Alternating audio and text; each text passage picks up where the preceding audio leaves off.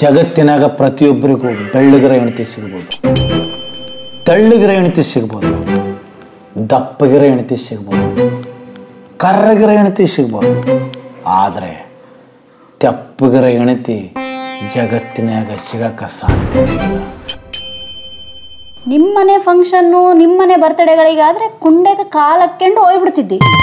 ಅದೇ ನಮ್ಮನೆ ಫಂಕ್ಷನ್ನು ನಮ್ಮನೆ ಬರ್ತಡೇ ಪಾರ್ಟಿಗಾದ್ರೆ ಬ್ಯಾಡ್ ಅಂತಿದ್ದೇನೋ. ಈ ಸಂಸಾರ ಎಂಬುದು ಕಂಡಿಡ್ದು ನನ್ನ ಕೈ ಸಿಗಬೇಕು, ಅವ್ನು ಸಣ್ಣ ಕಡಿತೀನಿ. ಇದು ನಿಂದು ಒಬ್ಬಂದೇ ಪ್ರಾಬ್ಲಮ್ ಅಲ್ಲಲೇ, ಎಲ್ಲ ಗಣಸರ ಪ್ರಾಬ್ಲಮ್ನು ಇದೆ. ಜಗತ್ತಿನಾಗ ಎಷ್ಟು ಜನ ಗಣಸರದಾರಲ್ಲ ಅವ್ರದ್ದು ಅಷ್ಟ್ರದ್ದು ಇದೆ. ನೆಟ್ಟಿಗೆ ಕಸನು ಬಳಕ್ ಬರಲ್ಲ ಅಂದ್ರೆ ಯಾಕೆ ಮದುವೆ ಆಗ್ತಿರ್ಲ ನೀವು?